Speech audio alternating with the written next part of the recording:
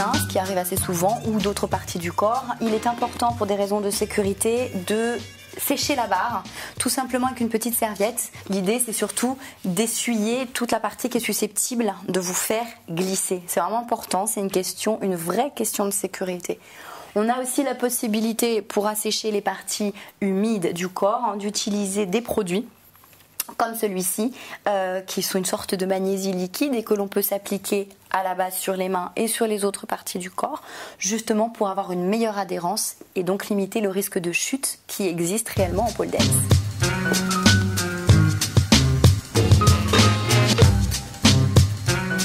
Selon où vous pratiquez de la pole dance, vérifiez, si ce n'est pas dans une école, et une école sérieuse, que les barres sont bien fixées. C'est important, il arrive que les socles se défassent au niveau du haut et on voit les barres se défaire.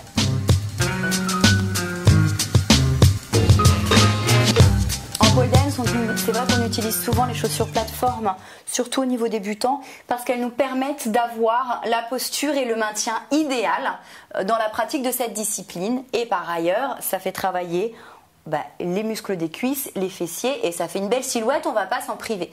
En revanche, il est vrai que plus on va avancer en niveau et plus on aura tendance à travailler pieds nus pour mieux ressentir nos prises, mais chacune travaille comme elle souhaite. Vous pouvez travailler également en basket, en chaussons de danse, on fait comme on veut.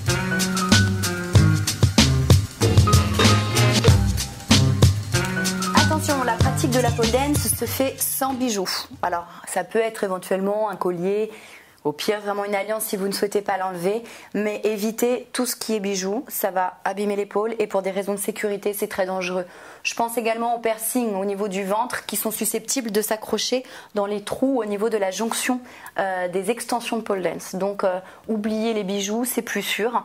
Et surtout, ne vous crémez jamais le corps, les mains avant de faire de la pole. À la fois pour vous et si c'est un cours collectif pour la sécurité des autres élèves. Ni lait, ni crème, ni huile, au minimum 2 heures avant le cours. Sinon, vous allez fortement glisser et le principe d'adhérence ne va pas fonctionner. De la même façon, ne vous couvrez pas le corps. Si vous avez les jambes couvertes et les bras couverts, vous ne pourrez pas avoir vos prises qui sont au niveau de la peau.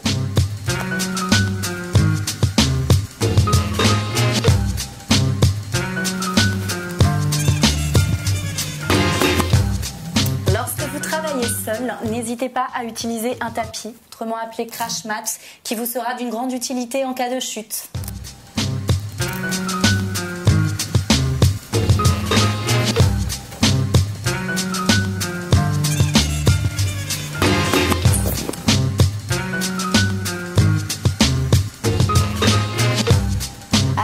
La pratique de la pole dance crée une forte dépendance et une forte addiction. En effet, dès le premier cours, vous allez vous apercevoir que les figures sont beaucoup plus accessibles que vous auriez pensé.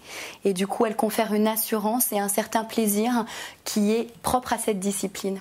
Donc attention, vous risquez de vraiment d'être dépendante de cette discipline. Poleusement vôtre.